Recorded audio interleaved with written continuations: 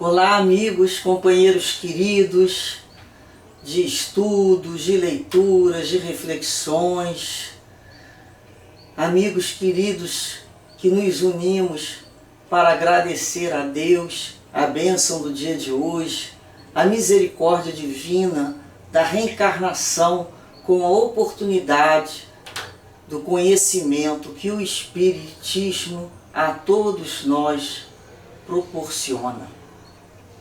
É uma grande alegria podermos contar com esse conhecimento, ao mesmo tempo que aqui pedimos, as bênçãos sempre para o Espírito Emmanuel e Chico Xavier, que tão generosamente soube reunir neste livro, Ceifa de Luz, mensagens de profunda sabedoria e de grande consolo, de grande ensinamento para pautarmos nas nossas vidas diárias em relação ao outro, em relação a nós mesmos e principalmente na nossa relação com Deus. No momento que aqui estamos sempre falando das leis de Deus, de caminhar de acordo com estas leis. Hoje iremos fazer a leitura da mensagem 49 do livro, que tem como título Anti-ofensas. E Emmanuel já nos traz de início o Evangelho de Mateus, no capítulo 5, versículo 20, em que Jesus nos ensina: porque vos digo que, se a vossa justiça não exceder em muito a dos escribas e fariseus, jamais entrareis no reino dos céus. A fim de atender à recomendação de Jesus, amai-vos uns aos outros como eu vos amei. Não te colocarás tão somente no lugar do irmão necessitado de socorro material, para que lhe compreendas a indigência com segurança, situar-te-ás também na posição daquele que te ofende, para que lhe percebas a penúria da alma, a modo a que lhe estendas o concurso possível. Habitualmente, aquele que te fere pode estar nos mais diversos graus de dificuldade e perturbação. Talvez esteja no clima de enganos lastimáveis, dos quais se retirará mais tarde em penosas condições de arrependimento, sofrendo a pressão de constrangedores processos obsessivos, carregando moléstias ocultas, evidenciando propósitos infelizes sob a hipnose da ambição desregrada, de que se afastará um dia sobre os desencantos da culpa. Agindo com irresponsabilidade decorrente da ignorância, satisfazendo as compulsões da loucura ou procedendo sem autocrítica em aflitivo momento de provação. Por isso mesmo exortou-nos Jesus a amar os inimigos e a orar pelos que nos perseguem e caluniam. Isso porque somos inconsequentes toda vez que passamos recibo a insultos e provocações com os quais nada temos que ver. Se temos o espírito pacificado no dever cumprido, a que título deixar a estrada real do bem, a fim de ouvir as sugestões das trevas nos despenhadeiros do mal? Além disso, se estamos em paz à frente de irmãos nossos, envolvidos em sombra ou desespero, não seria justo nem humano agravar-lhes o desequilíbrio com reações impensadas, quando os sãos, perante Jesus, são chamados a socorrer os doentes com a sincera disposição de compreender e servir, aliviar e auxiliar. Que mensagem, Nos faz parar para pensar como agimos diante das ofensas, das provocações, né? Como é que nós ainda agimos? E ele nos fala aqui, né, que precisamos amar uns aos outros, como eu vos amei. Jesus nos amou de forma incondicional, não tinha condição, ele amou a todos. E ele pede, né, ele nos fala aqui que nós devemos nos colocar no lugar do outro, ter a empatia, para nos colocarmos no lugar daquele que está passando por uma necessidade. Quando a gente se coloca no lugar daquela criatura, o que a gente gostaria de receber? Qual a nossa necessidade? Mas ele vai falar aqui, no primeiro, no socorro material. É aquela que é muito mais fácil de socorrer. É a material. Porque o outro socorro não é para dar aquilo que temos de material, como roupa, pão, remédio, né, um dinheiro. Não. Ele está falando aqui de um outro socorro, para nós nos doarmos o que temos dentro de nós. Então é quando a gente vai doar ao outro a compreensão, né? A gente vai compreender a penúria daquela alma que se coloca a nos ofender. Caso, né, nos coloquemos processando toda a consciência e vemos assim, não sei o menor motivo, estou com a minha consciência tranquila, mas o outro está vivendo uma penúria moral. Ele sofre, ele tem um vazio, ele tem o famoso aflição vazia. Ele falta fé, na maioria das vezes. E essa aflição do espírito, essa angústia, ele precisa compartilhar. E como ele acaba compartilhando? Através de ataques. Através de ataques para que o outro replique e ele assim possa se alimentar daquela carga ainda tão infeliz, doentia, podemos assim melhor dizer. Então, Emmanuel nos fala aqui que habitualmente, aquele que te fere, ele pode estar nos mais diversos graus de dificuldade e perturbação, não é mesmo? A gente não sabe em qual grau ele se encontra.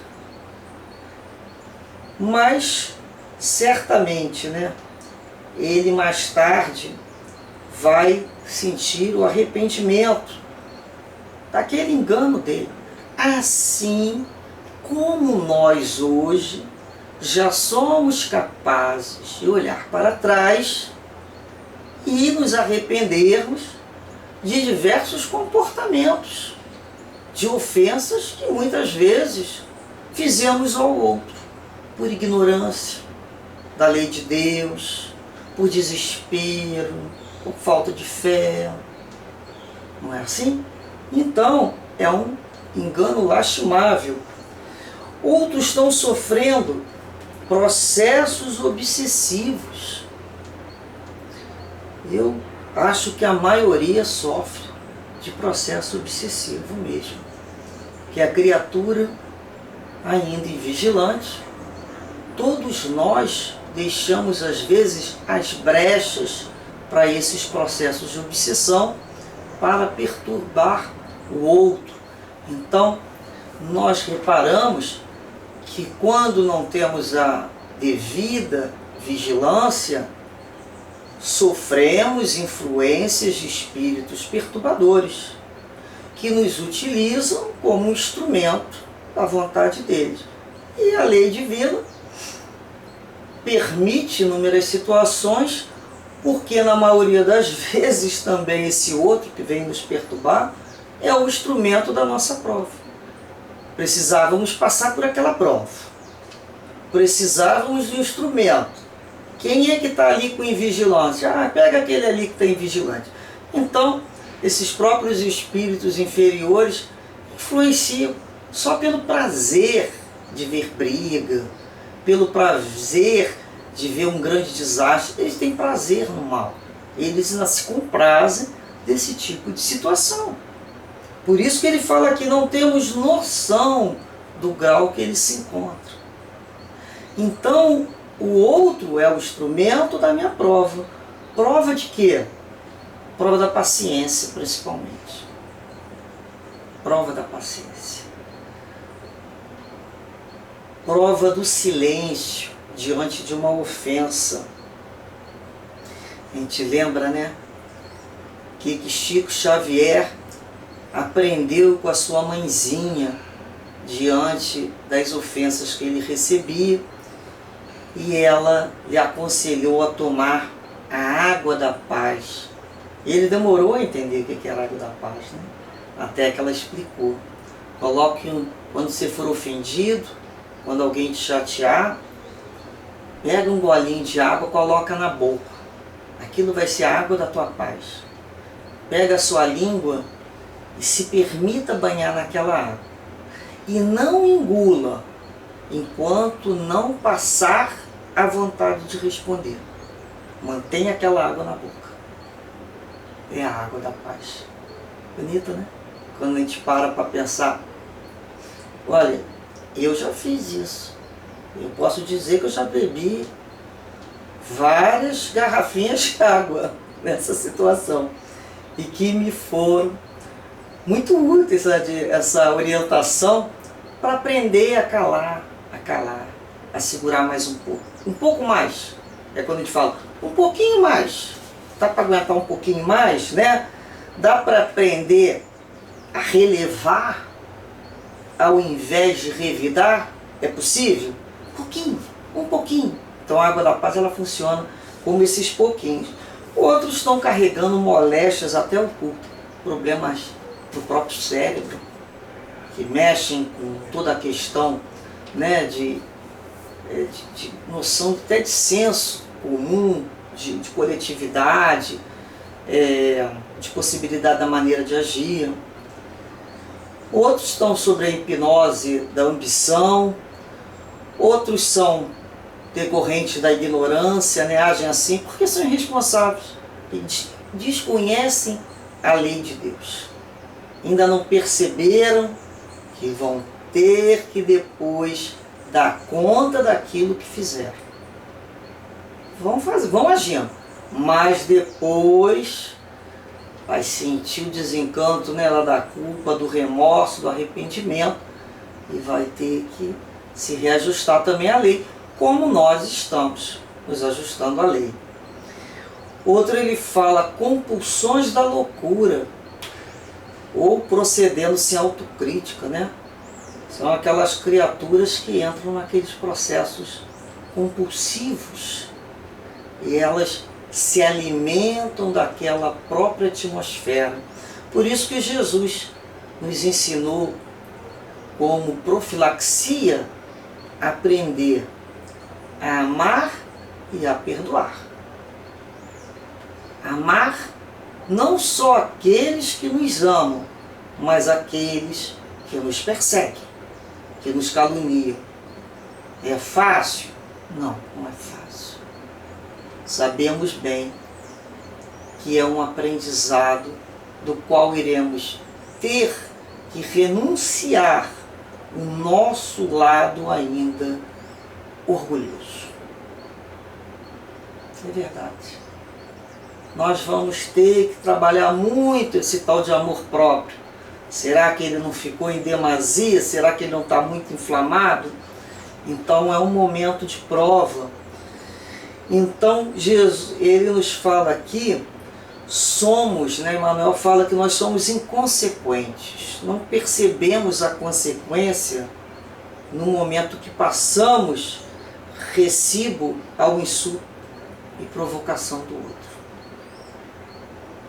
É quando a gente para responder o insulto do outro. Quando a gente dá valor ao mal. Já repararam que a gente pode fazer isso? E ele ainda fala mais, com os quais nada temos que ver.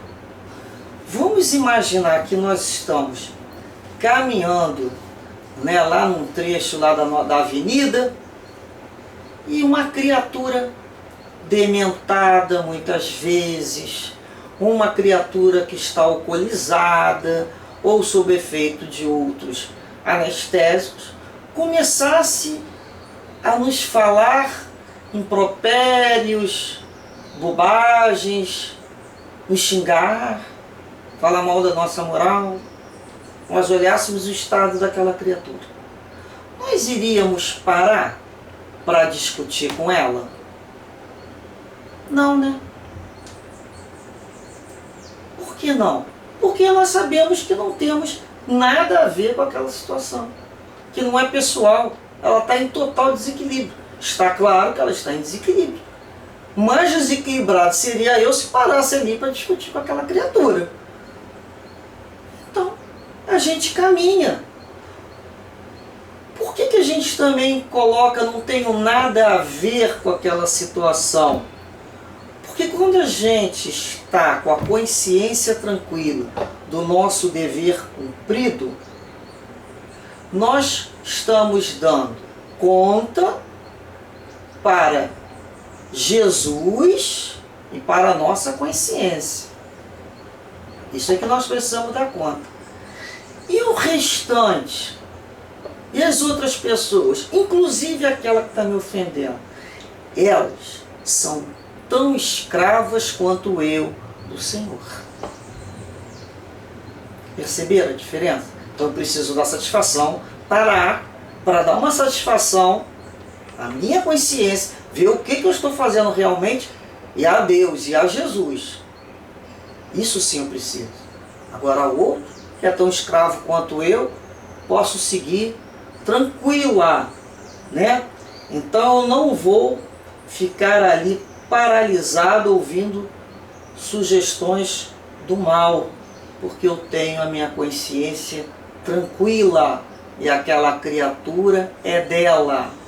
Aquele ataque, aquela ofensa, muitas vezes são pessoas que têm a necessidade de brigar com todo mundo, são briguentas, são rixentas, tudo arranja uma confusão, não conseguem entrar e sair do lugar no clima de paz.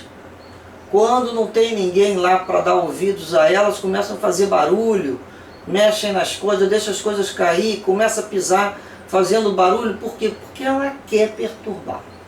É verdade. Então, a gente começa a entender que nós precisamos estar vigilantes para não entrarmos nesse processo de vibração ainda tão doentio. Por quê? Se eu vou responder e passar recibo que aquilo me ofendeu,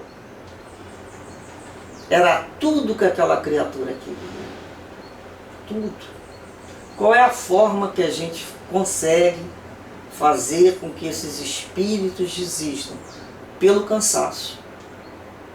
Eles não logram resposta. Eles começam a falar no vazio. Não tem mais palco para eles, digamos assim, um palco onde o outro faz um show. Quando nós retiramos o palco, o outro vai fazer show para quem? Não é? E ele fala aqui, se nós estamos em paz e à frente desses irmãos que estão envolvidos nessa sombra de desespero, não seria justo nem humano agravar-lhe o desequilíbrio com reações impensadas, né?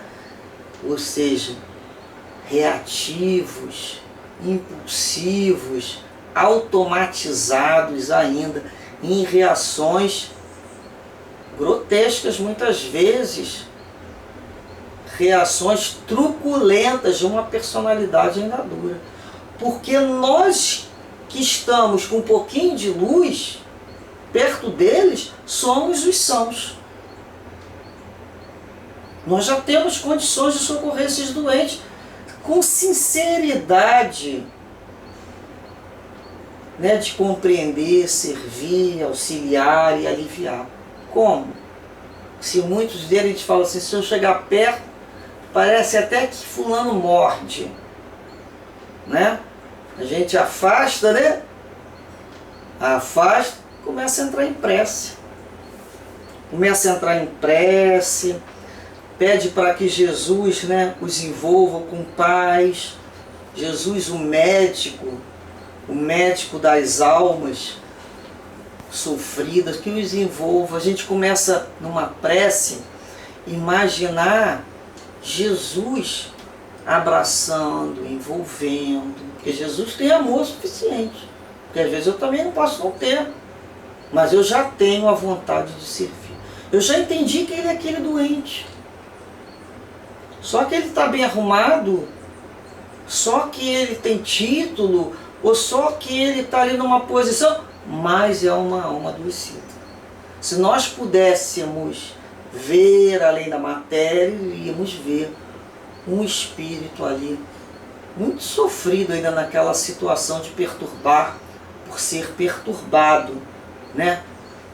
Porque quem está doente, assim é que machuca, desagrada, porque quem ama agrada, quem ama acolhe, quem ama, ama com toda a potência da alma. E nós vamos reparar que essas criaturas, na realidade, que nós falamos, são, na maioria das vezes, um instrumento da nossa prova, né? Podemos aí elencar inúmeras provas que eles nos fazem caminhar. Eles são o nosso aplanador de ego. Vocês conhecem o instrumento plana, né? Ele plana o nosso ego, né? Na verdadeira.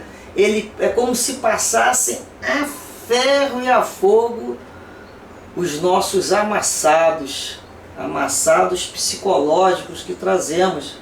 Então ainda somos muitos esses espíritos que outrora foram truculentos, grosseiros, criaram inimizades e hoje se encontram junto com estes que vão colocar para ver se a gente já reencarnou com aquela decisão de mudar, que a gente já reencarnou com a decisão de mudar, de nos esforçarmos para, né, sermos firmes, resistentes, sermos os verdadeiros corajosos, não o corajoso de machucar o outro, de maneira nenhuma, o corajoso de suportar uma ofensa sem revidar. Então nós fizemos essas decisões com certeza ao reencarnar, nos comprometemos ali com o nosso guia espiritual, com inúmeros amigos que iriam reencarnar com a gente, falou, não, eu vou conseguir atenuar essa personalidade truculenta, esse ego, eu vou diminuir. Ah, então vamos colocar a prova. E vem essas situações para ver se a gente já aprendeu a calar. Junto, né, dessa ideia, nós trouxemos aqui uma pequena historieta que passa, né, numa praça onde se encontram um mestre com os seus discípulos, que ele dava naquele lugar ali algumas lições sobre a vida. E naquele momento que ele estava conversando com os discípulos, se aproximaram alguns malfeitores. E receosos, os discípulos então recuaram, mas o mestre se permaneceu imóvel ali no meio da praça, não recuou. E os arruaceiros começaram a insultar o mestre, atiraram-lhe pedra, disseram-lhe desaforo. Ele, porém, não reagiu. Seus discípulos quiseram intervir, mas pararam ao sinal do mestre. O mestre falou assim, né? Para. Ele pediu que nada fizesse. E assim os malfeitores, não percebendo reação alguma, cansaram-se e foram embora. Os discípulos então aproximaram-se do mestre e perguntaram: Mestre, por que o Senhor não reagiu aos insultos, nem deixou que nós o fizéssemos? Eles eram poucos e nós somos muitos. Poderíamos ter acabado com eles. E o mestre calmamente perguntou: se alguém lhe trouxer um presente e você não receber, com quem fica esse presente? Eles responderam: com a pessoa que o trouxe. Então, disse o mestre, os malfeitores tiveram que levar seus insultos de volta, pois nós não os recebemos. Então precisa existir, né, essa determinação dentro de nós para discernirmos aquilo que aceitamos receber daquilo que é mal, que não queremos mais dentro de nós. E assim, os nossos relacionamentos, né, nós podemos acionar na nossa mente essa possibilidade de aceitar o que faz bem e de rejeitar o que nos faz mal. Então o presente fica lá com o outro, porque isso eu não quero mais dentro de mim e nem vou ficar remoendo ressentimento, porque eu quero é ser feliz, eu quero é ter paz, paz de espírito, essa paz que eu busco. E para eu conseguir essa paz, eu preciso também muito me vigiar. E nós trouxemos aqui esses versos de Casimiro Cunha, psicografado por Chico Xavier, em que sempre aqui nós colocamos para nos recordarmos: meu amigo, se desejas paz crescente e guerra pouca, ajude sem reclamar e aprende a calar a boca. Nós precisamos aprender a calar a boca, principalmente aqueles que sabem a resposta na ponta da língua. São eles que mais precisam aprender a calar a boca. Já aprenderam a responder, agora é a hora de um outro aprendizado. Que Jesus abençoe a todos nós, envolva esses espíritos doentes e sofredores, porque eles estão carentes do Cristo, de Deus. Eles estão carentes de um momento de paz. Que eles possam realmente ser envolvidos pelas vibrações de muita compreensão e de muito entendimento. Que Deus assim abençoe a todos nós para caminharmos juntos, junto com o Cristo. Graças a Deus.